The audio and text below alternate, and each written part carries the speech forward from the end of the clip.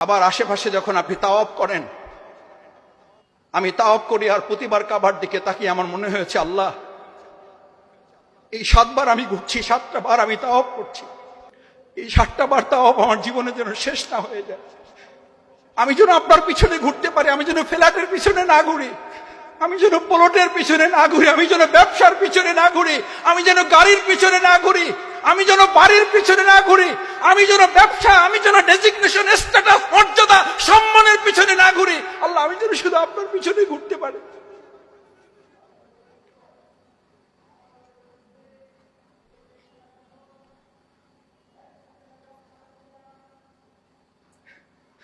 ওখানে তো আপনাকে এই ঘোরাঘুরিটা এটা শেখায়, শুধু আল্লাহর জন্য ঘুরবেন আপনি, শুধু আল্লাহর পিছনে দৌড়াবেন আপনি, শুধু আল্লাহর ভালোবাসার জন্য আপনি দৌড়াবেন। আপনার মাথা থেকে তো ওখানে ভালো খাচ্ছে না মন্দ খাচ্ছেন, এটা তো মাথা থেকে বের হয়ে যাবে। কিসের ভালো খাওয়া, কিসের মন্দ খাওয়া? যেখানে হাজী আলাইহিস সালাম যে পানির জন্য দৌড়াচ্ছেন, আমি আমার চোখে দেখা থেকে বলছি, আল্লাহর রাস্তায় মাফ করবেন, এখানে যারা মুআল্লিম আছেন বা হজের ব্যবস্থাপনায় আছেন তাদের পক্ষে যাবে কথাটা, তাদের পক্ষে যাবে কথাটা, আমি পক্ষে বিপক্ষের জন্য বলছি না। ডাল আসছে, রুটি আসছে, পান নাই, বিছানা পেয়েছেন, পান নাই, এসি রুম আছে, নাই, এক রুমে 4 জন 6 জন হয়ে গেছে, নাই, নাথিং। আমি বিশ্বের অনেক বড় বড় মানুষের সাথে থাকার সুযোগ পেয়েছি, তারা একবারের জন্য হোটেলে যান নাই, একবারের জন্য 15 দিন একসাথে থাকার সুযোগ পেয়েছি, একবারের জন্য হোটেলে যান না, অথচ তার সবচেয়ে ভিআইপি হোটেল বুকিং করা। বলছে, মাসুদ ভাই এরকম বড় বড় হোটেল আমার দেশে আছে, আমি তো হোটেলে থাকার জন্য আসিনি, আমি এসিতে রাত্রি যাপন করার জন্য আসিনি, আমি আমার স্ত্রীর সাথে যদি থাকতে হবে তাহলে তো আমি বাড়িতেই থাকতাম, আমি তো এখানে এসেছি আল্লাহর সাথে সময় দেওয়ার জন্য।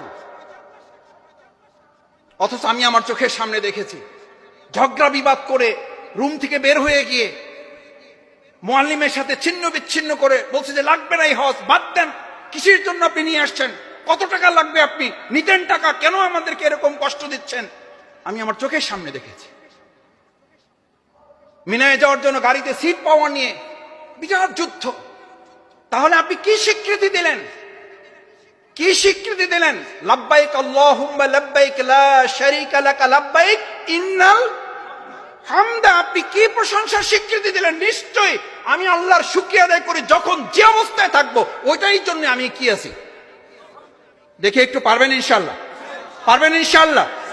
আপনার হজের সবচেয়ে বড় শিক্ষা হবে আল্লাহ তার বান্দা বান্দিকে যখন যে অবস্থায় রাখে, ইন্নাল হামদা, আমার কোনো নাশুকরি নাই, আমার জীবনে কোনো অকৃতজ্ঞতা নাই, অন্যায়মাতা, যা অবস্থায় আছে আল্লাহ চাইলে এর চেয়েও আমাকে কি রাখতে পারতেন।